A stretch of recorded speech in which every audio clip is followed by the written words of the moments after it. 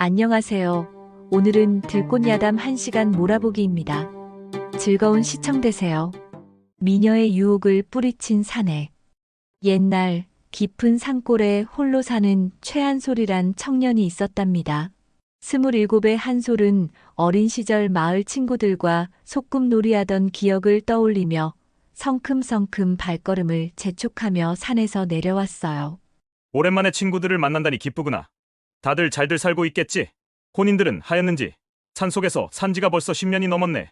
그는 나뭇잎 사이로 비치는 햇살을 보며 혼잣말하였답니다. 한솔의 홀어머니는 생전에 며느리 타령을 하며 잔소리하시던 분이었어요. 한솔아, 장가는 언제 가려고 하느냐?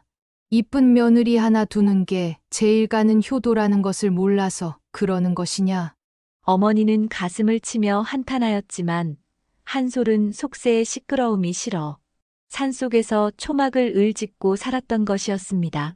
몇 해 전 어머니가 병으로 쓰러지셨다는 소식에 한솔은 급히 산에서 내려왔죠. 그때 장례를 도왔던 세 친구 중 항문을 닦는 정민재, 대장간의 박철수, 장사를 다니는 이태영을 만나기 위해 마을로 내려가고 있었던 것이었답니다. 그들은 모두 노총각으로 옆구리가 시린 처지였죠. 한양 근교 주막에서 제외한 한솔은 친구들을 보며 웃었어요. 이놈들, 다들 장가도 못 가고 아직도 독수공방이냐? 정민재가 헛기침하며 말했답니다. 내가 서당에서 사내들과 공부하며 아버지 일을 돕다 보니 처자를 만날 틈이 없었지. 그렇다고 청혼 들어오는 곳도 마땅히 없고 말이야. 혼자 책이나 읽으며 사는 게 속 편할 수도 있지. 박철수는 술잔을 기울이며 툴툴거렸어요. 대장간에서 망치질만 하다 보니 처자들이 내 굵은 팔뚝을 보고 호기심을 갖다가도 나와 하룻밤을 지새우고 나면 왠지 다 떠나지 뭐야. 그래서 이렇게 혼자 살고 있지. 이태영은 껄껄 웃으며 끼어들었죠. 나는 장사로 바빠 처자들 치맛자락만 쳐다볼 뿐 저고리 한번 벗겨보지 못하고 살고 있단다. 근데 한솔아, 너야말로 산속에서 잘 버티다 어찌 내려온 것이야? 한솔은 씩 웃으며 답하였답니다. 이제 산에서 바람 소리도 외롭게 느껴져 아무래도 옆구리가 시려지나 봐. 그래도 어머니 생각하면 가슴이 아려오지. 좋은 인연 만나란 말씀이 귓가에 맴돌아. 친구들은 술잔을 부딪히며 농을 던졌어요. 그럼 우리 같이 인연 찾아보자. 이태영이 눈을 반짝이며 말했죠. 내가 아는 한양의 기생집, 거기 가면 이쁜 처자들이 줄을 선다는데.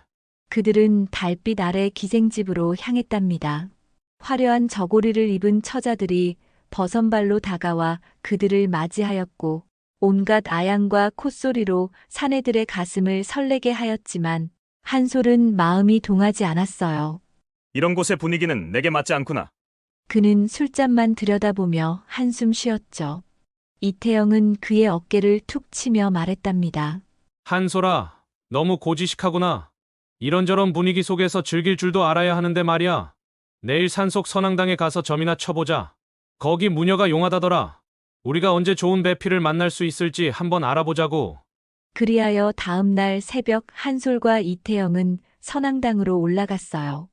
꼬불꼬불한 산길은 안개로 뒤덮여 을씨년스러웠고 나뭇가지 사이로 스며드는 달빛이 길을 희미하게 비추었답니다. 멀리서 들려오는 올빼미 울음과 바람에 흔들리는 나뭇잎 소리가 신비로운 기운을 더했죠. 선앙당 입구엔 오래된 소나무 아래 제단이 놓여 있었고 그 위에는 촛불이 깜빡이며 귀신 같은 그림자를 드리웠어요. 마을 안악들 사이에 떠돌던 소문은 무녀가 귀신의 말을 듣고 운명을 꿰뚫는다고 하였지요. 한솔의 가슴은 두근거렸답니다. 이 무녀, 참으로 용한 자인가 보구나. 그는 혼잣말하며 긴장된 걸음을 내디뎠어요. 무녀는 횃불 아래서 한솔을 보며 눈을 감았죠. 그녀의 주름진 얼굴은 촛불에 비쳐 신령처럼 빛났고 목소리는 깊은 샘물처럼 울렸답니다. 도령, 내 여복은 3년 전 이미 바닥났도다. 하지만 새벽녘 이곳에서 기도하는 처자를 만나면 운명이 바뀌리라. 한솔은 귀를 쫑긋 세웠어요. 그 처자가 누구요? 무녀는 미소 지으며 답하였답니다. 그녀는 효심 깊은 이로 매일 어머니의 극락왕생을 위해 기도하러 오는 여인으로 놓치면 평생 산속에서 홀로 눈 감아야 할 것이다. 그 여인의 복으로 도령이 짝을 만날 수 있을 것이야. 그리하여 다음 날 한솔과 이태영은 선앙당 옆 별채에 숨어 새벽을 기다렸어요. 동이 틀 무렵 산길을 올라오는 발소리가 들렸죠. 한솔은 심장이 두근거렸어요. 드디어 내 짝을 만나는구나. 하지만 선앙당으로 들어선 이는 백발의 할머니였답니다. 한솔은 어안이 벙벙했죠. 이게 어찌 된 일이냐? 이태영도 당황하며 속삭였어요. 무녀가 잘못 본 게 아니야. 그때 할머니 뒤로 젊은 처자가 따라 들어왔어요. 그녀는 효녀 수련으로 한 달 전 어머니를 잃고 호라비 아버지를 모시며 선앙당에 기도하러 오는 여인이었죠. 수련은 맑은 눈빛으로 제단에 촛불을 켰어요. 한솔은 그녀의 고운 얼굴과 단아한 손길에 넋을 잃었답니다. 저 처자가 무녀가 말한 나의 인연이구나. 그는 이태영을 재촉하며 별채를 나와 선앙당으로 들어갔어요. 수련은 그들을 보고 놀라 물었죠. 누구시온데 새벽에 이곳을 찾으셨나요? 한솔은 얼굴이 붉어지며 답하였답니다. 저는 산속에서 기거하는 한솔이라 하고 이쪽은 친구 이태영이라 하오.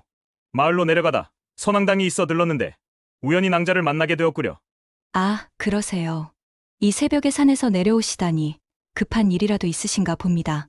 수련은 촛불을 정리하며 미소 지었어요. 그녀는 기도를 마치고 나서 부드럽게 말했답니다. 기도가 끝나면 이곳에서 산속 밥을 짓는데 제법 구수하니 급한 일이 있더라도 밥 한술 뜨고 가세요. 한솔은 심장이 두근거리며 고개를 끄덕였죠. 낭자의 호의를 어찌 사양하겠소? 이태영도 껄껄 웃으며 맞장구 쳤어요. 새벽에 길을 나서서인지 속이 허전한 것이 영 출출하여 산에서 내려갈 수가 없었는데 잘 되었구려. 수련은 선앙당 옆에 작은 부엌으로 한솔과 이태영을 안내했어요. 새벽녘에 희미한 아침 햇살이 부엌을 비추었고 그녀는 솥에 쌀을 안치고 산나물과 된장을 넣어 밥을 지었죠. 한솔은 아궁이에 장작을 넣으며 불을 피우려 애썼지만 연기가 눈으로 스며들어 눈물이 주르륵 흘렀답니다. 아이고, 이 연기가 어찌 이리 매운지. 그는 손으로 눈을 비비며 투덜거렸죠. 수련은 피식 웃으며 아궁이로 다가가 장작을 날렵하게 정리하고 불을 활활 피웠어요. 도령, 불은 이렇게 피워야 구수한 밥이 됩니다. 구수한 연기가 부엌을 채웠답니다. 한솔은 눈을 깜빡이며 감탄했어요. 낭자, 어찌 이리 불을 잘 피우시오? 참으로 대단하구려. 수련은 살짝 볼을 붉히며 답하였답니다. 어머니께 배운 솜씨예요. 아버지를 위해 밥 지으며 익혔습니다. 이태영은 밥 한술 떠먹고 호탕하게 외쳤죠. 이야, 이 밥은 천하이며 낭자의 손맛, 낭자에게 장가올 사내는 복 받겠소. 태영의 너스레에 세 사람은 미소를 띄었답니다. 한솔과 수련은 밥상을 사이에 두고 이야기를 나누었어요. 한솔 도령, 산속 생활은 어찌하여 시작하셨답니까?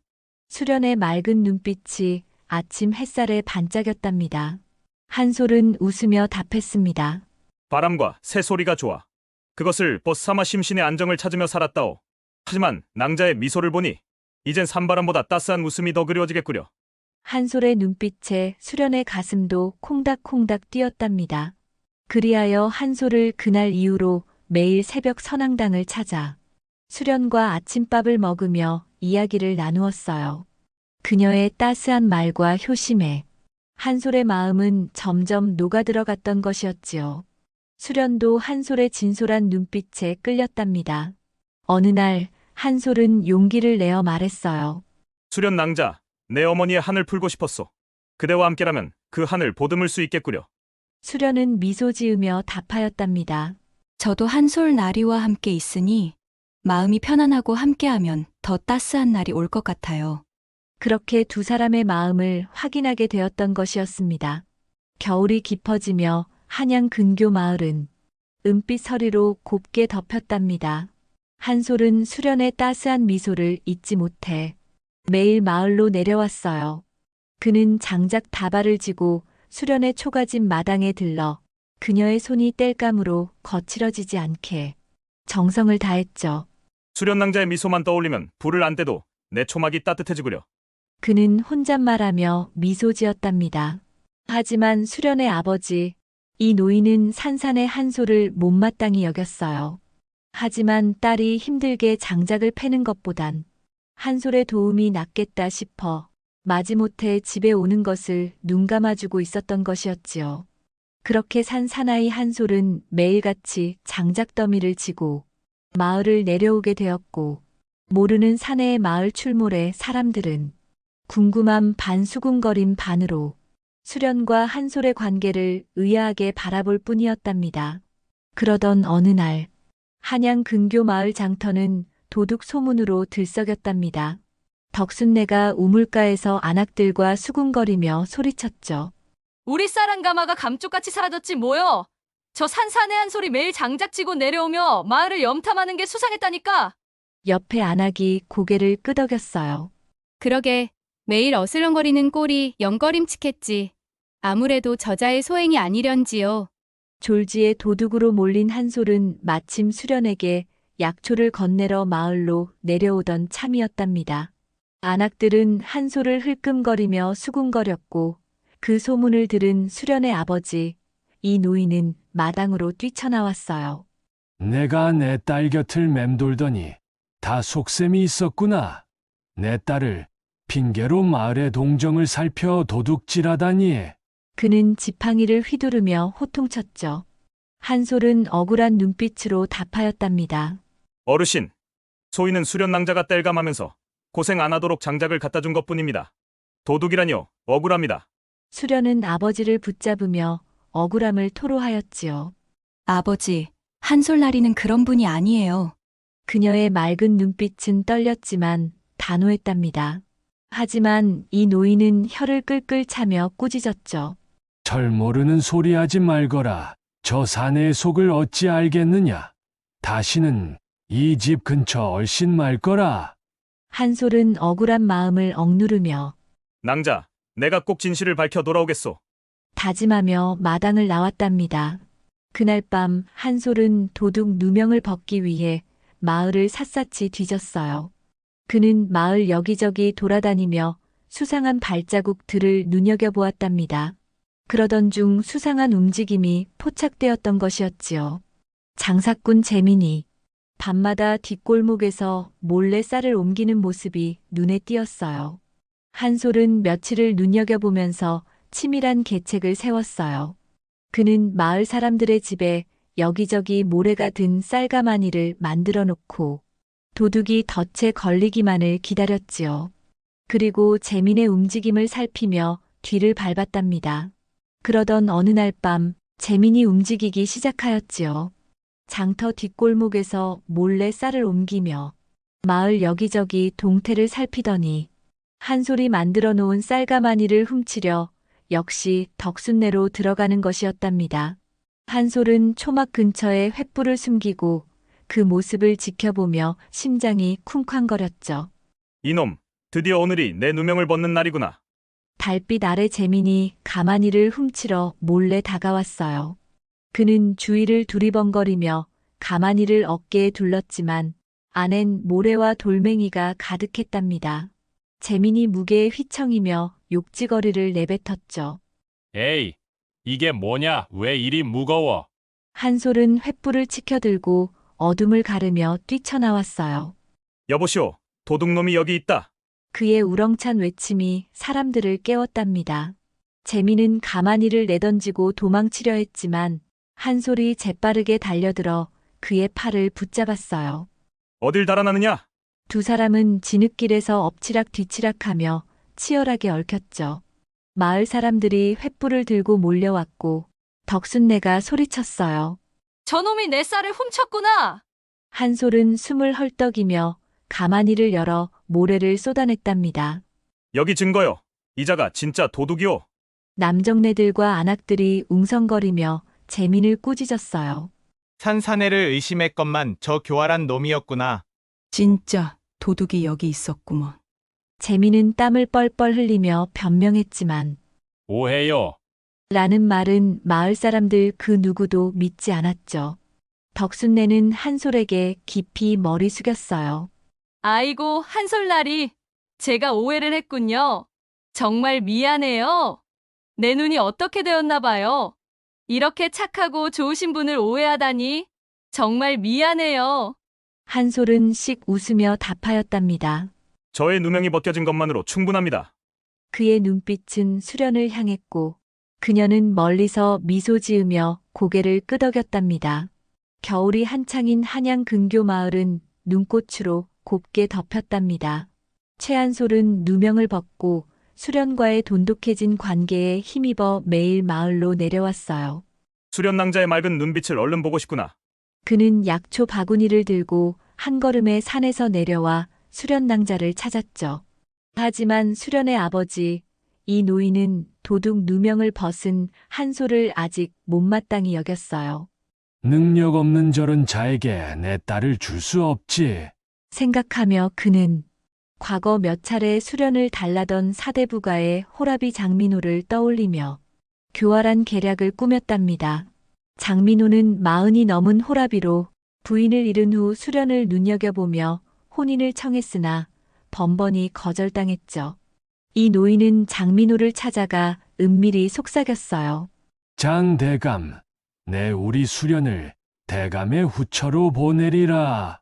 하지만 지금 수련이 산사내와 연정을 품고 있으니 산사내를 곤란케 해 마을에서 쫓아내야 할 것이요. 이 노인은 장민호를 꼬드겨 한솔을 수련이 옆에서 떼어내려고 했던 것이었습니다. 장민호는 교활한 미소를 지으며 답하였어요. 어르신, 이제야 제 진심을 알아주시는군요.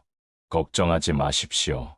수련 낭자를 내 품에 안기 위해서라면 그 산사내쯤은 얼마든지 쫓아낼 수 있습니다.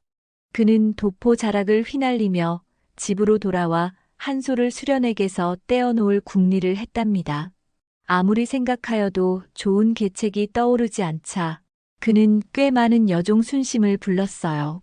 순심아, 산에서 내려온 한솔이라는 자를 곤란케 할 방도가 무엇이 있겠느냐? 순심은 교활한 미소를 지으며 답하였답니다. 대감마님, 소인이 한솔나리의 소문을 내어드리면 어떨까요? 무슨 소문으로 수련 낭자의 마음을 돌린단 말이냐? 장민호가 미간을 좁히며 물었죠. 순심은 목소리를 낮추며 말했어요. 산산의 한솔이 산속에서 기거하고 있으니 그자가 금지된 양귀비를 키워 몰래 팔아 생계를 유지한다는 소문을 내는 것이옵니다. 장민호는 무릎을 치며 크게 웃었습니다. 역시 순심이께는 따라올 자가 없구나. 옛다, 이건 수고비다. 그는 동전 꾸러미를 순심 앞에 던져주었답니다. 그리하여 순심은 안악들이 제일 잘 모이는 빨래터의 자리를 잡고 안악들에게 소문을 퍼뜨렸어요. 산산의 한솔나리가 장터 파는 약초가 양귀비라던데요? 한 안악이 눈을 동그랗게 뜨며 물었죠. 에이, 무슨 소리. 몸에 좋은 약초를 파는 것이 아니오? 순심은 교활하게 웃으며 말을 이었어요. 그런 약초로 어찌 생계를 유지하겠소. 옷차림과 씀씀이가 산 사람답지 않던데. 며칠 전에는 수연낭자에게 고급 놀이개를 선물했다던데요. 다른 안악이 고개를 끄덕였어요. 그러게 양귀비는 나라에서 금지된 약초라. 몰래 찾는 사람들이 많아서 비싸게 거래가 되고 있다고는 하던데. 또 다른 안악이 한숨 쉬었죠. 수련 낭자는 그런 줄 모르고 한솔과 가까이 하니 참 딱하구려. 순심의 소문은 마을을 불길처럼 휘감았고 안악들의 수군거림이 이방의 귀에 은밀히 들어갔답니다. 이방은 눈을 가늘게 뜨며 사또에게 달려가 고했죠. 사또, 산산의 한솔이 양귀비를 몰래 키워 팔아 이득을 취한다고 하옵니다. 사또의 눈이 번쩍이며 관아가 소란스러워졌어요. 나라에서 그 많은 약초를 키우다니 고얀 자로다. 어서 그 자를 잡아오너라. 이방과 포졸들이 한솔의 초막을 쳐들어가 밧줄로 그의 팔을 거칠게 묶어 끌고 갔답니다. 수련은 장터에서 이 소식을 듣고 가슴이 철렁했어요. 한솔나리가 관아로 끌려갔다니. 그녀는 손에 든 약초 바구니를 떨어뜨리며 가슴이 철렁 내려앉았습니다. 그분이 그런 일을 할 사람이 아닌데 어찌 이리 억울한 일을. 관아의 얼음장 같은 돌바닥 위 사또가 채찍을 치켜들며 호통쳤어요. 최한솔 자네가 산속에 기거하면서 양귀비를 몰래 키워 암거래를 통하여 사사로이 돈을 번다는 소문이 있는데 그것이 사실이더냐? 소인이 산속에서 기거하는 것은 맞사오나 양귀비를 키운 적은 없사옵니다. 저놈이 매질을 당해야 사실을 고하겠구나. 이미 온 마을 사람들이 너의 행실을 알고 있거늘 사실대로 실토하지 않겠다는 말이더냐. 여봐라, 저놈이 사실을 말할 때까지 매우 쳐라. 한솔은 채찍이 살을 파고드는 고문 아래 이를 악물며 외쳤답니다. 소인은 양귀비를 키운 적이 없사옵니다. 억울하옵니다. 소인을 믿어주시옵소서. 그의 갈라진 목소리가 관아를 쩌렁 울렸지만 눈빛은 칼날처럼 날카로웠죠. 심한 매질에도 한솔이 시인을 하지 않자 사또는 그를 감옥에 하옥시키고 이방에게 명령을 내렸습니다. 아무래도 소문만으로는 안 되겠다. 저 사내의 집을 샅샅이 수색하여 양귀비를 찾아내고 장터 상인들에게도 은밀히 알아보아라. 그리하여 포졸들은 초막을 뒤졌지만 흙먼지만 날렸고 장터에서 약초 상인들을 추궁했으나 한솔에게 양귀비를 샀다는 이는 그림자도 없었답니다. 한편 수련은 관아 문 앞에 숨을 헐떡이며 달려와 눈물로 부르짖었어요. 사또, 한솔 나리는 결백한 이유입니다. 이 거짓 소문에 속지 마시고 그의 무고함을 믿어주십시오. 그녀의 떨리는 목소리와 진심 어린 눈물에 한솔의 마음은 갈기갈기 찢어지는 고통이었습니다. 수련은 한솔을 바라보며 속삭였어요. 나리, 잘못한 일이 없으니 나리는 곧 결백이 증명될 것입니다. 조금만 참고 견뎌내십시오. 이방은 소문의 근원지를 찾아 여기저기 물어물어 순심에게서 나온 말이라는 것을 듣게 되고 순심을 불러 어디서 들었는지를 문초하자 결국 장 대감과 함께 공모한 일이라는 것을 말하게 되었답니다. 저희 대감마님께서 산산에 한솔을 모함하라 했사옵니다. 이방은 장민호를 관아로 끌고 와 사또 앞에 세웠어요. 대감, 이 소문이 그대에게서 나온 말이라던데 어찌 된 일이오? 장민호는 얼굴이 새파랗게 질려 말을 더듬으며 변명했지만 사또의 예리함을 피해갈 수는 없었죠. 그리하여 장 대감과 순심은 거짓 소문을 퍼뜨렸다는 명목으로 장 10대씩 죗값을 치렀으며 한솔은 밧줄이 풀리자 비틀거리며 관아문을 나왔어요. 수련이 그의 손을 덥석 잡으며 울먹였답니다. 한솔 나리, 얼마나 고초가 심했습니까? 몸은 괜찮으신지요? 한솔은 그녀의 애절한 눈빛에 가슴이 뜨거워졌답니다. 낭자, 그대의 믿음이 나를 버티게 하였소. 두 사람은 눈 덮인 마당에서 서로를 마주 보았어요. 그들의 눈빛은 겨울 한기 속에서도 불꽃처럼 스파크가 튀었습니다. 이 노인은 가난한 산산의 한솔에게 하나뿐인 딸, 수련을 내줄 수 없다는 생각에 장대감을 찾아가기까지 했지만 실패하여 그의 마음을 더욱 무겁게 했죠. 그는 수련을 불러 낮은 목소리로 솔직한 속내를 털어놓았어요. 수연아, 한솔 도령과 마음이 얼마나 깊어진 것이냐 솔직하게 말해보거라. 수련은 놀란 눈으로 아버지를 보았어요. 갑자기 무슨 말씀인지. 이 노인은 한숨을 쉬며 말을 이었죠. 매일 장작과 땔감을 지고 오니 젊은 것끼리 정이 들 법도 하구나. 수련은 얼굴이 살짝 붉어지며 답하였답니다. 한솔 나리는 정직하고 마음씨 고운 분입니다. 이 노인은 고개를 저으며 나무랐어요. 좋은 마음만으로 어찌 평생을 함께 사느냐.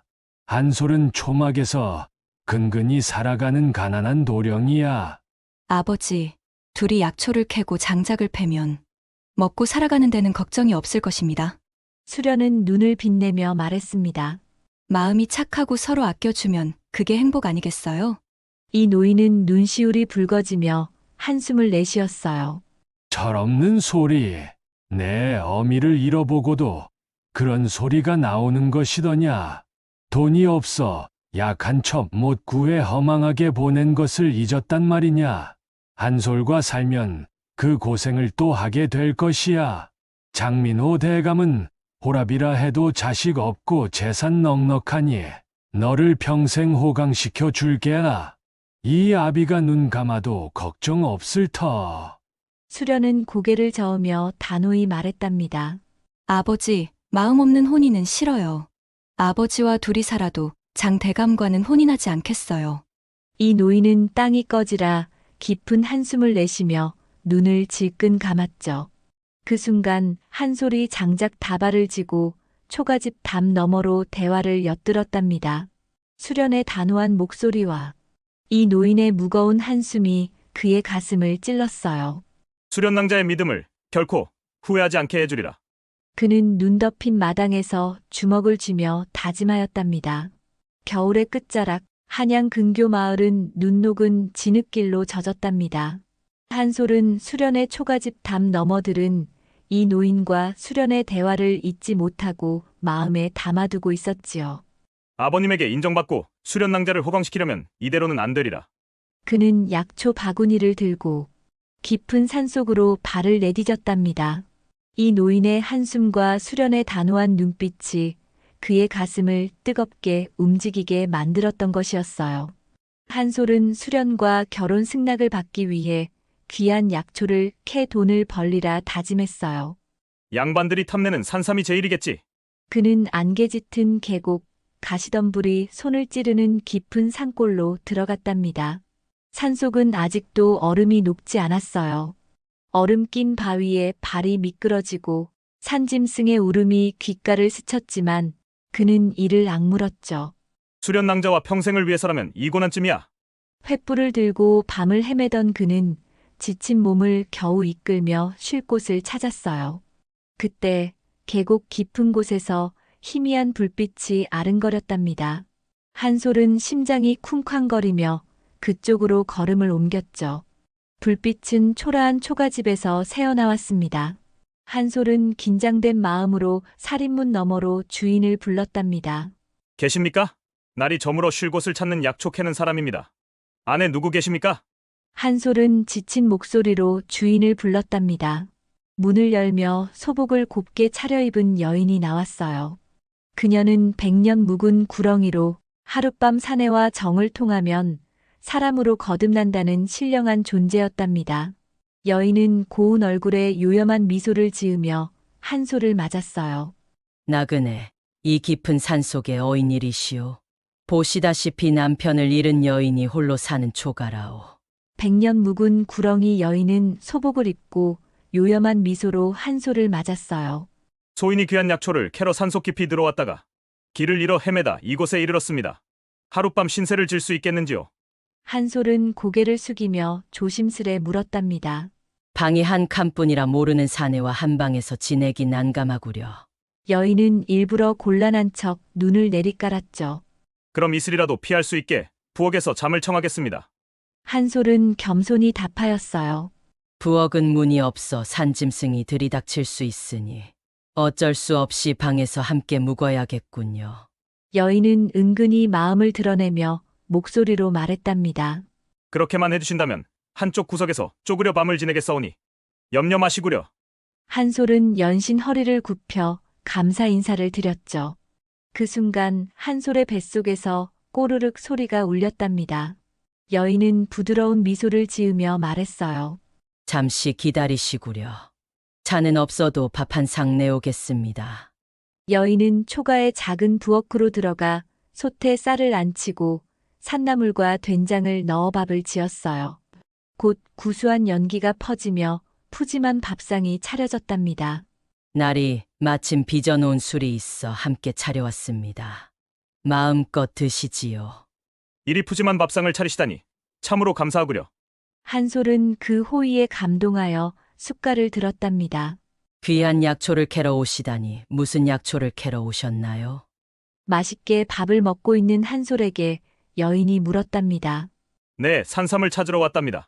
아, 그러시군요. 산삼이라면 어디 있는지 제가 알고 있습니다. 부인께서 산삼이 있는 곳을 알고 계신다고요? 네, 아주 많이 있으니 걱정하지 마시고 오늘은 술과 함께 마음껏 드시고 푹 쉬세요. 여인은 은근한 미소를 지으며 한솔에게 술을 권하였던 것이었습니다. 한솔은 아무 걱정 없이 구수한 밥과 술을 배불리 먹고 초가 구석에서 지친 몸을 뉘었답니다. 막 잠이 들려는 순간 무엇인가 한솔의 가슴을 살며시 휘감는 것이었습니다. 그것은 여인의 부드러운 팔이었죠. 깜짝 놀란 한솔은 잠든 척하며 몸을 반대쪽으로 돌려 그녀의 팔을 피했답니다. 하지만 여인의 유혹은 멈추지 않았어요. 날이 사내의 품이 그리운 여인이니 하룻밤 품어주지 않으시겠습니까? 그녀의 속삭임은 산바람처럼 한솔의 귀를 간지렸죠. 한솔은 심장이 두근거렸지만 수련의 맑은 눈빛을 떠올리며 떨리는 마음을 다잡았답니다. 그는 계속 잠든 척하며 드르렁드르렁 코를 골았죠. 하지만 구렁이 여인의 유혹은 멈추지 않았어요. 그녀는 한솔의 곁에 바짝 다가앉아 속삭였답니다. 날이 이 외로운 여인에게 하룻밤 정을 내어주신다면 평생 은혜 잊지 않겠습니다. 그녀의 손이 한솔의 어깨를 부드럽게 어루만졌고 촛불이 요사스레 흔들리며 방 안을 달빛처럼 비추었답니다. 한솔의 가슴은 쿵쾅거리며 잠을 이룰 수 없었지만 수련의 따스한 미소가 그의 마음을 굳건히 붙들었어요. 수련 낭자, 내 맘은 오직 당신만 향하고 있어. 그는 눈을 감고 마음속으로 두뇌이며 마음을 다잡았답니다. 구렁이 여인은 그의 단단한 마음에 지쳤는지 한숨을 쉬며 미소 지었어요. 그대의 깊은 사랑을 100년 구렁이인 나도 어찌할 수 없구려. 내 약속대로 산삼밭을 알려주리다. 그녀는 생각하며 홀연히 사라져버렸답니다. 한편 어느새 깊은 잠에 빠졌던 한솔은 새벽녘이 되어서 으스스한 기운에 눈을 떴답니다. 그런데 이게 어찌된 일이랍니까?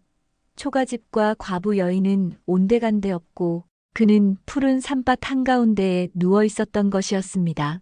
뿌연 안개 속에서 수십 년 묵은 삶이 그의 주위를 둘러싸고 있었답니다. 한솔은 기쁨에 심장이 쿵쾅거리며 벌떡 일어났죠. 이게 그 산밭이라니. 신령이여, 이 은혜 어찌 갚으리오? 그는 산뿌리를 조심스레 캐며 수련의 맑은 미소를 떠올렸답니다. 수련 낭자, 이 산삼으로 그대를 행복하게 해드리리라. 한솔은 바구니에 산삼을 담으며 혼잣말하였어요. 안개 낀 계곡의 새벽 공기가 그의 뜨거운 가슴을 감쌌죠. 산밭은 마치 신령의 손길로 펼쳐진 듯 고요히 빛났어요. 한솔은 초막으로 돌아갈 채비를 하며 다짐하였죠.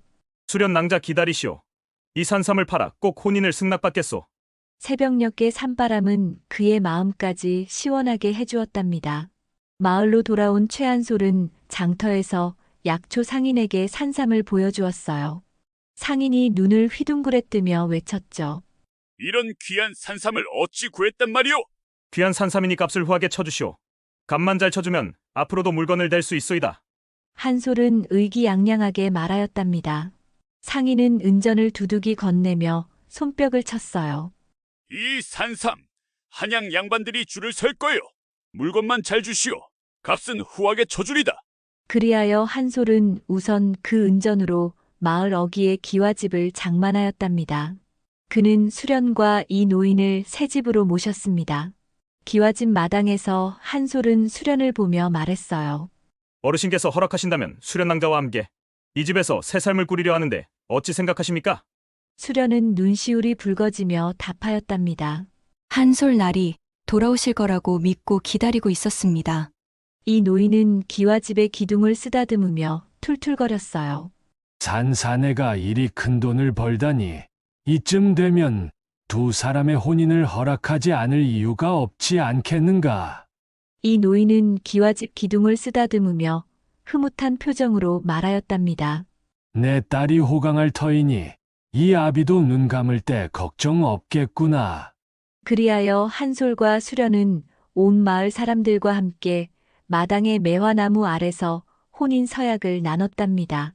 수련의 한복은 봄바람에 나부꼈고 한솔의 눈빛은 그녀만을 향했어요. 낭자, 내 평생 그대를 지키리다. 수련은 미소 지으며 답하였죠. 나리, 저도 나리 옆에서 한평생 서방님만 가슴에 품고 살겠습니다. 한솔은 선앙당 무녀의 예언을 떠올렸어요. 새벽녘 기도하는 처자를 만나면 운명이 바뀌리라. 그 말은 참말이었답니다. 무녀의 신비로운 목소리가 그의 귓가에 맴돌았죠. 한솔과 수련은 손을 맞잡고 마을을 바라보았어요. 마을의 봄바람은 그들의 행복을 축복하였답니다. 강제로 사또의 수청을 든 처자들, 전라도 깊은 산자락 아래 백성들의 원성이 무성한 고을이 있었습니다. 그 고을을 다스리는 최사또는 백성들의 가슴에 얼음 같은 두려움을 심는 이였어요. 그의 눈썹이 한번 꿈틀할 때마다 마을은 숨을 죽였죠. 관청의 높은 담장 너머 그의 호통 소리가 울리면 아이들의 울음마저 멈추곤 하였답니다. 최사또는 나이 지긋한 자였지만 그 마음은 모래처럼 거칠고 고약했어요. 백성들의 쌀을 걷어 창고를 채우고 세금 한 푼이라도 덜 내면 곤장으로 벌을 내리곤 하였죠. 어느 날엔 굶주린 노파가 한 되의 쌀을 구걸했다가 사또의 명에 따라 마을 광장에서 발가벗겨진 채 웃음거리가 되었답니다. 또 다른 날엔 어린 소년이 사또의 말고삐를 잡았다가 손목이 잘릴 뻔하였어요. 그의 손에 든 금빛 부채는 백성들의 피땀으로 빛났고 그의 웃음은 고을의 바람을 더 차갑게 만들었답니다. 그러나 그 얼어붙은 고을의 어둠 속에서 무언가가 꿈틀대기 시작하였죠. 허름한 초가집 골목에서 촛불이 꺼진 관청의 뒷문 너머에서 바람보다 빠른 속삭임이 퍼져나갔어요. 백성들의 눈빛은 두려움만 담고 있지 않았답니다. 그 안에는 작은 불씨, 아주 작지만 꺼지지 않는 무언가가 타오르고 있었던 것이었어요. 마을 어귀의 허름한 주막, 어두운 등불 아래서 백성 몇이 둘러앉아 낮은 목소리로 투덜대곤 하였답니다. 그 중에서도 대오라 불리는 장정이 주먹을 쥐며 먼저 입을 열었죠. 최사또 그 늙은이가 또 세금을 올렸다지 않소? 내 논 한 떼기마저 빼앗기면 우리 식구는 굶어 죽을 판이오. 대호의 목소리는 떨리고 있었답니다. 옆에 앉은 늙은 농부가 한숨을 푹 내쉬며 말을 받았어요. 그뿐인가? 지난번엔 내 딸아이가 사또의 행차에 고개를 숙이지 않았다고 곤장 5대를 맞았다네. 도대체 이 고을에서 무서워서 살 수 있겠나? 젊은 아낙 하나가 눈물을 글썽이며 끼어들었죠. 우리 아들놈은 엿가락 하나 훔쳤다고 손가락을 자르려 했다오. 사또는 사람도 아니야. 그냥 괴물이야. 대호가 탁자를 쾅 내리치며 이를 갈았답니다. 이대로 가다간 저 악덕 사또의 등살에 우리 마을 사람들이 남아나질 않겠소. 누가 저 정신 나간 사또를 끌어내릴 방도를 찾지 않겠소? 그 말에 주막 안이 잠시 조용해졌어요. 백성들의 눈빛엔 두려움과 분노가 뒤섞여 있었답니다. 한편 마을 어귀에선 굶주린 아이들이 풀뿌리를 파헤치며 먹을 것을 찾곤 하였답니다. 사또의 수하들이 세금을 걷어간 뒤라 백성들의 소태는 먼지만 쌓여갔어요. 하지만 최사또의 행패는 백성들의 고열을 짜는데 그치지 않았습니다. 마을의 과부나 어여쁜 여인들이 사는 집엔 교활한 꿍꿍이가 숨어 있었지요. 그는 그런 집에 세금을 면제하거나 쌀 한 마를 얹어주며 부드러운 말로 그녀들을 꿰어 밤마다 관청으로 여인들을 불러들여 그의 술상에 시중을 들거나 덜어는 그의 욕망의 먹잇감이 되곤 했답니다. 마을에서 참하기로 소문난 젊은 과부, 은양은 홀로 어린 아들을 키우며 살아가던 여인이었어요. 최사또는 그녀의 집에 쌀 2마를 보내며 부드러운 목소리로 말했답니다. 은양이 홀로 아이를 키우느라 얼마나 고생이 많은가. 내 그대의 노고가 참으로 안쓰럽구나. 오늘 밤 관청으로 오게나 내 은밀히 할 말이 있으니 말이야. 은양은 떨리는 손으로 쌀을 받았지만 그의 눈빛에 담긴 욕망을 모르지 않았죠. 그녀는 배고픔에 울며 매달리는 아들의 얼굴을 떠올리며 고개를 숙였어요. 사또 날이 영을 받들겠사옵니다. 그녀의 목소리는 작았지만 그 안엔 피치 못할 절망이 담겨 있었답니다. 그날 밤 은양은 관청의 어두운 복도를 지나 동원으로 들어섰답니다. 최사또는 술상에 앉아 그녀를 위아래로 훑어보며 웃었죠. 자, 은양이 가까이 오시오. 우선 내 잔이 비었으니 술 한 잔 따르시구려. 그의 손이 은양의 소매를 스치려 했어요. 은양의 심장이 쿵쾅대며 뛰었고 티를 내지 않으려 이를 악물고 술을 따랐습니다. 그녀가 조심스레 술을 따르자 최사또는 그녀의 손목을 슬쩍 잡으며 말했죠. 허허, 손이 곱고 보드랍구려. 애를 낳았다 하여도 여인의 맵시는 그대로구먼. 은양이 손을 빼려 하자 그는 손끝에 힘을 주며 놓지 않았답니다. 그러곤 얼굴을 바싹 들이대며 음흉한 미소를 지었어요. 내 그대 같은 과부는 처음이오. 저리 눈망울이 촉촉한 걸 보니 정을 나눌 사내만 있어도 꽃이 활짝 피겠구먼. 내 그대가 여인의 꽃으로 활짝 필 수 있게 해줄 터이니 이리 가까이 오시오. 그의 숨결은 탁한 술 냄새로 가득했고 손길은 은양의 허리춤으로 천천히 내려가려 했죠. 은양은 심장이 철렁 내려앉는 듯 했지만 입술을 꾹 다문 채 뒤로 물러났답니다. 사또 나리, 제발 저는 그저 술만 따르겠습니다. 그녀의 목소리는 떨렸지만 간신히 버텼어요. 최사또는 눈을 가늘게 뜨며 웃었죠. 흥, 내 말을 고분고분 듣는 것이 좋을 텐데 그렇지 않으면 내 아들놈이 굶어야 할 것이야. 아들이 백가죽이 등에 붙어 죽어도 그런 소리가 나올지 궁금하구먼. 그의 말은 은양의 가슴을 칼로 찌르는 듯 했답니다. 은양은 아들을 먹여 살리기 위해 이를 악물고 그 밤을 버텼지만 그녀의 마음은 갈기갈기 찢어졌지요. 마을의 다른 여인들처럼 그녀도 선택의 여지가 없었던 것이었답니다. 쌀 한 마리 생명을 의미하는 고을에서 사또의 제안을 거절하면 굶주림과 곤장이 기다리고 있었습니다. 그녀의 눈물이 고을의 차가운 흙바닥에 스며들었지요. 그러나 모든 여인이 은양처럼 버티려 애썼던 건 아니었답니다. 순심은 마을 외곽에 사는 젊은 여인이었어요. 그녀는 병든 노모와 어린 동생을 부양하느라 뼈가 빠지도록 일했죠. 최사또는 순심의 집에도 쌀을 보내며 관청으로 불러들였답니다. 순심아, 내가 어떻게 하느냐에 따라 내 집 세금이 없어질 수 있으니 어디 내 제안을 순순히 받아들이겠느냐? 순심은 그의 음흉한 눈빛을 보았지만 노모의 약값과 배고픈 동생들의 얼굴을 떠올렸답니다. 그녀는 고개를 숙이며 중얼거렸죠. 사또 나리, 하라는 대로 하겠습니다. 제발 저희에게 살기를 열어주시어요. 그리하여 순심은 그날 밤 관청으로 불려가 최사또의 술상에 시중을 들었어요. 그의 손길이 그녀의 어깨를 스칠 때마다 그녀는 이를 악물고 눈을 감았답니다. 최사또는 취기가 오를 대로 올라 순심이의 옆에 바짝 붙어 말하였지요. 순심아, 내가 내 후처로 오게 되면 내 식솔들은 걱정 없이 먹고 살 수 있을 텐데 왜 그리 고집을 부리는 것이냐? 덕칠이 그놈이 그리 잘해주더냐? 그의 손은 점점 더 대담해졌고 순심의 저고리 끈을 풀려 했지요. 사또 나리, 소인 혼인을 약속한 사람이 있어온데 이러시면 곤란하옵니다. 순심의 목소리는 떨렸지만 단호함이 묻어 있었답니다. 이리 와보거라. 내 덕칠이 그놈보다 더 잘해줄 터이니. 최사또는 술에 취해 몸을 비틀거리며 순심을 향해 손을 뻗었어요. 그의 숨결은 탁한 술 냄새로 가득했고 눈빛은 욕망으로 흐려져 있었답니다. 동원의 촛불은 그의 얼굴에 음흉한 그림자를 드리웠습니다.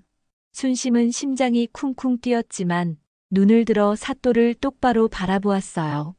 거절하면 굶주림과 곤장 형벌이 내려질 걸 알기에 순심은 이를 악물고 마음을 다잡았죠. 호랑이 굴에 들어가도 정신만 차리면 살 수 있다. 그녀의 머릿속은 빠르게 굴러갔답니다. 사또 나리, 소인이 어찌 나리의 은혜를 모르겠사옵니까? 순심은 목소리를 부드럽게 낮추며 술병을 집어들었어요.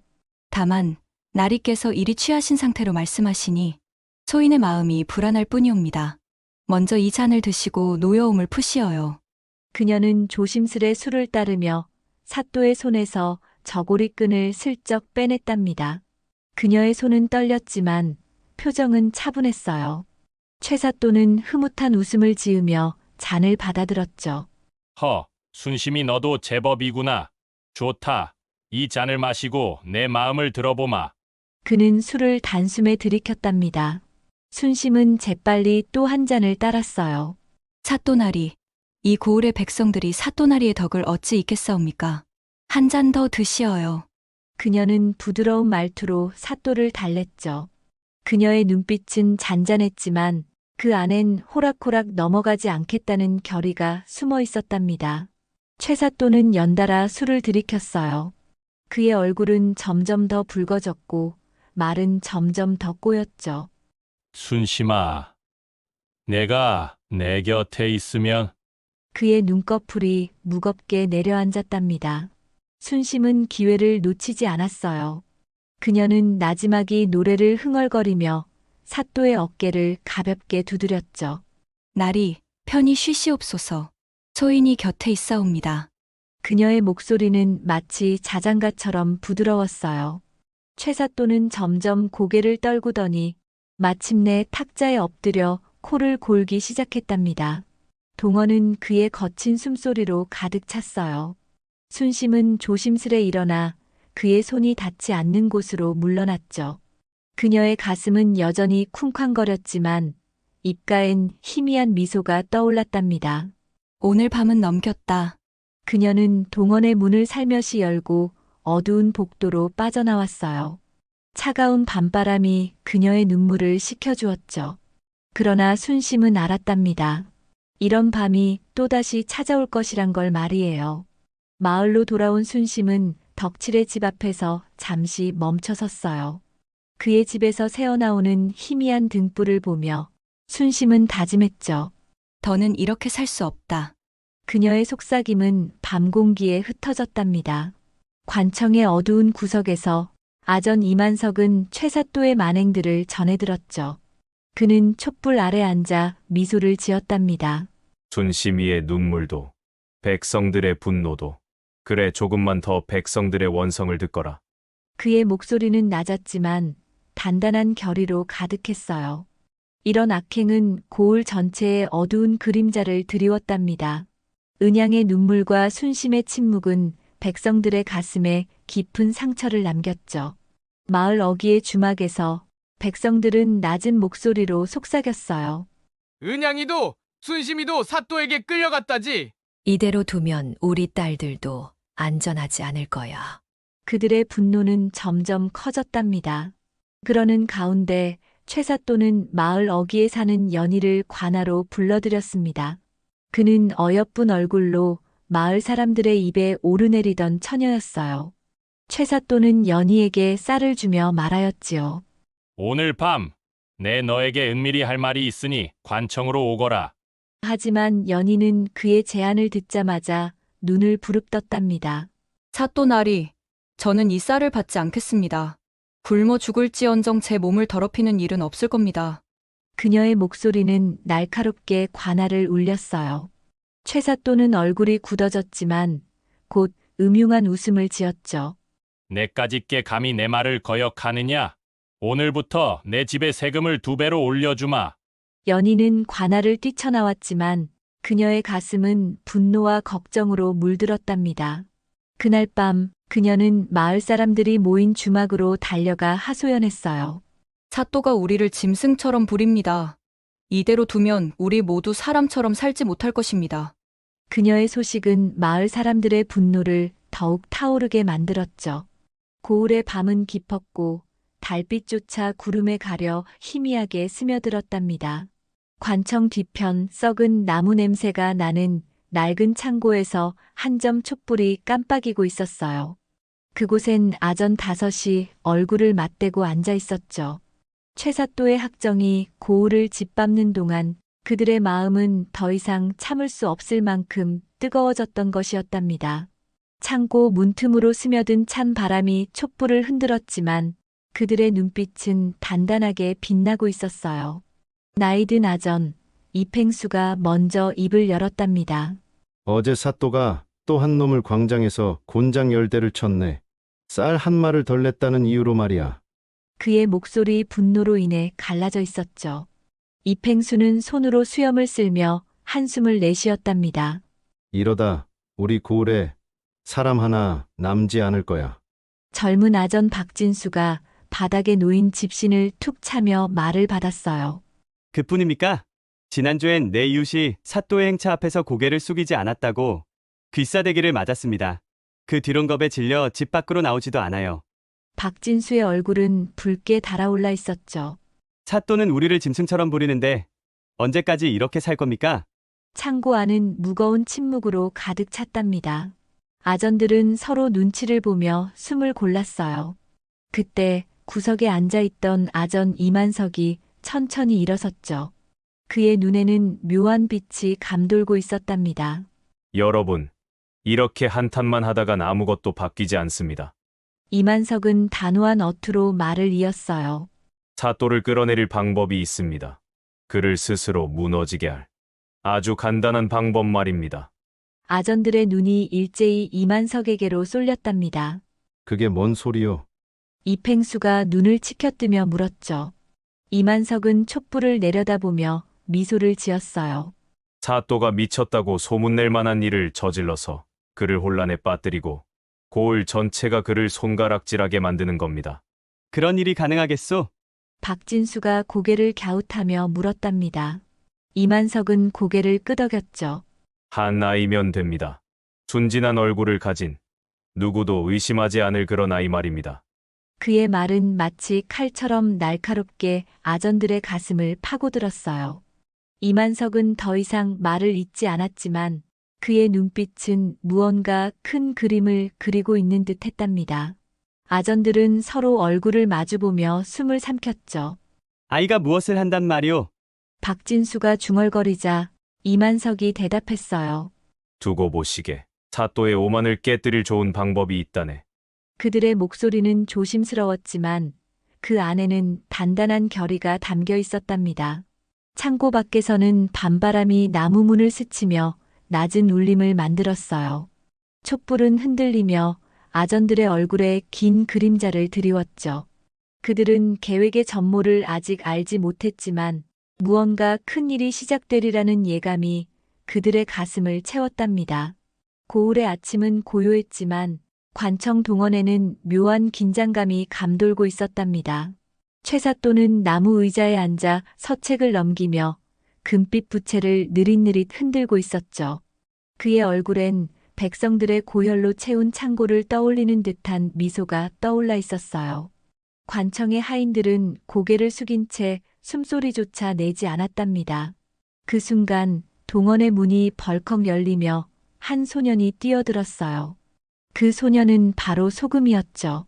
순진한 눈빛을 가진 그러나 손끝에 단단한 결의를 품은 아이였답니다. 소금이는 숨을 헐떡이며 사또 앞에 섰어요. 하인들이 미처 맞기도 전에 소금이의 작은 손이 바람처럼 움직였죠. 짝! 날카로운 소리와 함께 소금이의 손바닥이 최사또의 뺨을 세게 때렸답니다.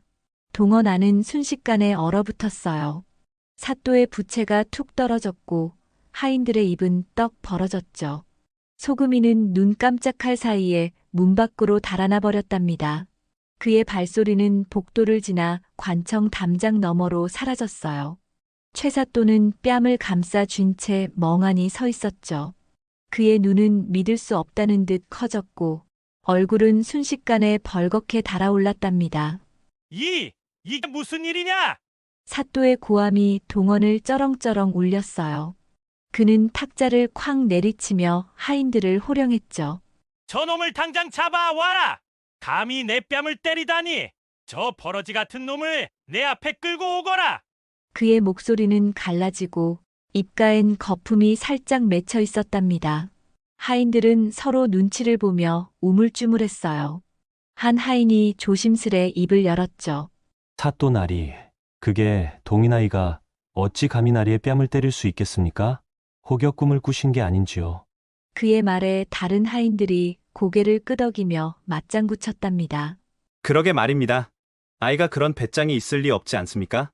그들은 입꼬리를 살짝 올리며 웃음을 참고 있었어요. 최 사또의 분노는 걷잡을 수 없이 커졌죠. 뭐라? 너희가 지금 내 말을 안 믿는단 말이냐? 그는 서책을 집어던지고 의자를 발로 차며 날뛰었답니다. 그의 이마엔 땀이 송골송골 맺혔고 얼굴은 불그락푸르락 변해갔어요. 내가 미쳤단 말이냐? 내 뺨을 때린 그놈을 당장 잡아 오지 못해. 그의 고함은 관청 밖까지 울려 퍼졌답니다. 그러나 하인들은 여전히 움직이지 않았죠. 그들은 멀리서 킥킥거리는 소리를 내며 서로 눈짓을 주고받았어요. 그 소란 속에서 관청의 한쪽 구석에 있던 아전 이만석은 조용히 미소를 지었답니다. 그의 눈은 동원 밖, 소금이가 사라진 방향을 바라보고 있었죠. 백성들 사이에선 이미 소문이 퍼지기 시작했어요. 사또가 동인 아이에게 뺨을 맞았다지 않나? 설마 그게 정말이야? 속삭임은 마을 어귀까지 번져갔답니다.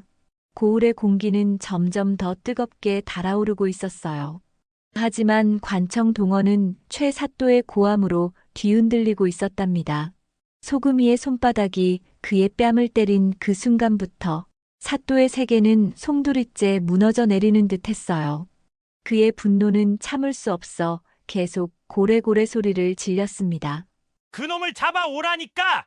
그 버러지 같은 아이를 내 앞에 끌고 오란 말이다. 내 이놈들 내 명령을 거역할 셈이냐? 귀가 먹어 내 말이 들리지 않는 것이냐? 그의 목소리는 갈라져 귀를 찢을 듯 했어요. 그는 문을 발로 차고 기둥을 주먹으로 내리치며 미친 듯이 날뛰었답니다. 그의 옷소매는 땀에 젖어 축 늘어졌고 입가엔 거품이 하얗게 맺혀 있었죠. 그때 한 하인이 조심스레 입을 열었죠. 사또 나리, 진정하십시오. 동인 아이가 어찌 나리의 뺨을 때릴 배짱이 있겠습니까? 사또가 꿈을 꾸신 게 분명합니다. 그 말에 다른 하인들이 킥킥거리며 맞장구 쳤답니다. 그러게 말입니다. 사또나리께서 너무 피곤하셔서 착각하신 걸 겁니다. 그들의 목소리엔 조롱이 묻어 있었어요. 최 사또는 그 소리를 듣고 더욱 날뛰었죠. 그는 바닥에 떨어진 서책을 집어 하인들에게 던졌고 탁자를 뒤엎으며 고함쳤답니다. 나를 정신이 나간 사람처럼 취급하는구나. 내가 눈이 멀었단 말이냐? 내 뺨이 아직도 얼얼하다. 그 소란 속에서 사또의 아들 영수가 급히 동원으로 뛰어들었어요. 그는 아버지의 모습을 보고 숨을 삼켰죠. 최 사또는 땀에 젖은 머리카락을 헝클어뜨린 채 마치 귀신이라도 본 듯 날뛰고 있었답니다. 영수가 다급히 말했어요. 아버님, 대체 무슨 일이십니까? 왜 이리 소란을 피우시는 겁니까? 그의 목소리엔 걱정과 두려움이 섞여 있었죠. 한 하인이 영수에게 귓속말로 상황을 전했답니다. 사또 나리께서 동인 아이에게 뺨을 맞았다고 하십니다. 저희더러 그 아이를 잡아오라 하시는데 누가 믿겠습니까? 영수는 눈을 크게 뜨며 아버지를 바라보았어요. 그는 천천히 다가가 낮은 목소리로 말했죠. 아버님, 진정하십시오. 설마 아이가 아버님의 뺨을 때렸겠습니까? 이 고을에서 누가 감히 그런 짓을 하겠어요? 혹여 병환이 드신 게 아닌지요? 그 말은 최 사또의 분노에 기름을 부은 격이었답니다. 내 놈도 내 말을 안 믿는구나. 그는 영수에게 달려들어 그의 멱살을 잡았죠. 너는 내 아들도 아니다. 이놈들이 짜고 치고 모두 날 속이려 드는구나. 그의 손은 덜덜 떨렸고 눈은 핏발이 서 있었어요. 영수는 겁에 질린 얼굴로 아버지를 말리려 했지만 최 사또는 이미 이성을 잃은 듯 했답니다.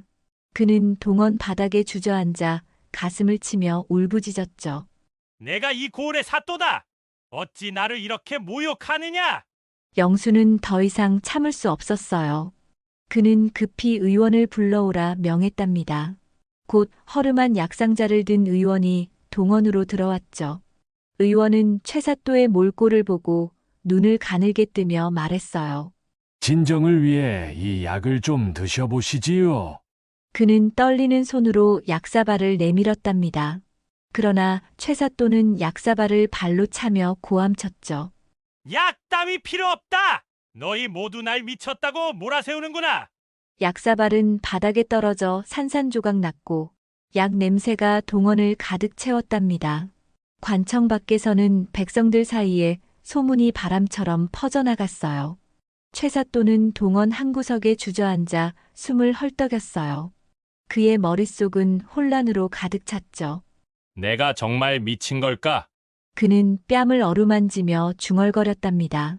고을의 공기는 소문으로 뜨겁게 달아오르고 있었답니다. 최사또가 동인 아이 소금이에게 뺨을 맞고 미쳐 날뛰었다는 이야기는 마을 어귀에서 논밭까지 바람보다 빠르게 퍼져나갔죠. 관청 동원은 여전히 혼란으로 들썩였어요. 최사또는 땀에 젖은 옷을 입은 채 헝클어진 머리카락을 쥐어뜯으며 중얼거리고 있었답니다. 내 뺨을 때린 게 정말이라니까. 왜 아무도 믿지 않는 거야? 그의 눈빛은 혼란과 분노로 뒤엉켜 있었죠. 그런 와중에 고을에 감사의 행차가 도착했답니다. 이대감이라 불리는 감사는 냉철한 눈매와 단단한 위엄을 가진 자였어요. 그의 말 한마디가 고을의 운명을 바꿀 수 있었죠. 감사는 관청에 들어서자마자 동원의 어수선한 꼴을 보고 눈썹을 찌푸렸답니다. 바닥엔 부서진 약사발 조각이 나뒹굴고 하인들은 겁먹은 척하며 서로 눈짓을 주고받고 있었어요. 최사또는 감사의 모습을 보고 급히 몸을 추슬렀죠. 그는 떨리는 손으로 옷매무새를 고치며 앞으로 나섰답니다. 감사나리, 어찌 이리 갑작스레 행차하셨습니까? 그의 목소리는 갈라져 있었고 이마엔 여전히 땀이 맺혀 있었어요. 감사는 차가운 눈으로 그를 훑어보며 말했죠. 최사또, 내 관청 초입에서 우연히 소문을 들었는데 자네가 깊은 병에 걸렸다던데 사실이요? 최사또는 얼굴이 순식간에 굳어졌답니다. 병이라니요? 제가 무슨 병이 있단 말입니까? 그는 목소리를 높이며 억울함을 호소했죠. 동인 아이가 제 뺨을 때렸습니다. 이 고을의 하인들이, 백성들이 모두 저를 속이고 조롱하고 있사옵니다. 그의 손은 덜덜 떨렸고 얼굴은 다시 불그락푸르락 변했어요. 입가엔 거품이 살짝 맺히며 그의 말이 점점 더 빨라졌답니다. 감사나리, 제발 제 말을 믿어주시옵소서. 감사는 말없이 최사또를 바라보았죠. 그의 눈빛은 마치 얼음처럼 차가웠어요. 최사또는 계속해서 소리쳤답니다. 저를 이리 만든 자들을 벌해야 합니다. 그 아이, 제 뺨을 때린 그 아이를 당장 잡아 곤장 100대를 쳐야 합니다. 그러나 그의 고함은 동원 안에서 메아리칠 뿐 감사의 표정은 조금도 변하지 않았어요. 감사는 천천히 손을 들어 하인들에게 물었죠. 너희는 사또의 말을 믿느냐? 동인 아이가 정말 뺨을 때렸단 말이냐? 하인들은 고개를 숙인 채 조심스레 대답했답니다. 감사나리, 저희는 아무것도 보지 못했사옵니다. 아마 사또 나리께서 착각하신 것 같습니다. 한 하인은 입꼬리를 살짝 올리며 덧붙였죠. 사또 나리께서 요즘 이 고을을 번영시키고자 잠도 안 주무시고 일을 하시어 부쩍 피곤해하셨습니다. 그 말에 동원 안이 잠시 조용해졌어요. 최사또는 이를 악물고 하인들을 노려보았지만 그의 눈빛은 점점 더 흔들리고 있었답니다. 감사는 한숨을 내쉬며 고개를 저었죠. 최사또, 병이 깊구려. 더 이상 이 고을을 다스릴 몸이 아닌 것 같소. 그는 단호한 목소리로 하인들에게 명했답니다. 사또를 고향으로 돌려보내어 당분간 휴식을 취하도록 하라. 그 말은 마치 칼처럼 최사또의 가슴을 찔렀어요. 그는 비틀거리며 감사를 향해 손을 뻗었죠. 감사나리, 제발, 저는 억울하옵니다. 그러나 감사는 이미 등을 돌린 뒤였답니다. 하인들이 최사또를 부축하며 동원 밖으로 끌어냈어요. 그의 발은 땅을 질질 끌렸고 땀과 눈물로 얼룩진 얼굴은 처참했죠. 관청 밖 백성들은 멀리서 그 모습을 지켜보고 있었답니다. 그들의 얼굴엔 두려움 대신 희미한 미소가 떠올라 있었어요. 마을 어귀에서 아전 이만석은 소금이의 어깨를 가만히 두드리며 고개를 끄덕였죠. 소금이는 순진한 눈빛으로 이만석을 올려다보았지만 그의 작은 손은 단단히 주먹을 쥐고 있었답니다. 최사또는 수레에 실려 고을을 떠났어요. 그의 뒷모습은 점점 작아졌고 백성들의 환호는 점점 더 커졌죠. 드디어 저 노망난 최사또가 쫓겨났다. 마을 장터에서 아이들이 신나하며 뛰어놀기 시작했답니다. 그러나 최사또는 그 모든 소리를 듣지 못했어요. 그의 귀엔 여전히 뺨을 때린 그 날카로운 소리만 울리고 있었죠. 최사또가 수레에 실려 고을을 떠난 뒤 전라도의 작은 마을은 다시 고요와 온기를 되찾았답니다. 그의 오만했던 웃음소리는 더 이상 관청 동원을 울리지 않았어요. 백성들은 논밭으로 돌아갔고 아이들은 마을 어귀에서 신나게 소리를 지르며 뛰어놀았죠. 은양은 아들의 손을 잡고 미양은 노모의 약을 지으며 순심은 덕칠의 따뜻한 미소 속에서 새 희망을 찾았답니다. 연희는 고개를 들고 당당히 걸었어요. 그들의 얼굴엔 두려움이 아닌 미소가 떠올라 있었죠. 최사또는 고향으로 돌아가 허름한 초가집에서 홀로 늙어갔답니다. 그는 밤마다 그날의 일을 떠올리며 중얼거렸어요. 분명히 그놈이 내 뺨을 때렸단 말이다. 하지만 그의 말은 바람에 흩어질 뿐 누구도 귀 기울이지 않았죠. 그의 손은 더 이상 금빛 주머니를 쥐지 못했고 그의 눈빛은 빛을 잃었답니다. 그는 끝내 자신의 오만이 그를 무너뜨렸음을 깨닫지 못했어요. 고을 백성들은 달라졌답니다. 그들은 이만석의 지혜와 소금이의 용기, 순심의 기지와 연희의 당당함을 이야기하며 가슴을 펴기 시작했죠. 주막에 모인 백성들은 술잔을 기울이며 큰 소리로 얘기하였어요. 우리가 하나가 되니 사또도 무너졌지. 다시는 그런 자에게 휘둘리지 말자꾸나. 세월이 흘렀어도 그 고을엔 한 가지 교훈이 전해 내려왔답니다. 권력은 오만으로 무너지고 백성의 단결은 산을 움직인다는 것이었죠. 채은길에 뺨을 때린 그 작은 손은 정의가 언제나 어둠을 뚫고 빛날 수 있음을 보여주었답니다. 이야기 재미있게 시청하셨나요? 구독과 좋아요는 영상 제작에 큰 힘이 됩니다. 감사합니다.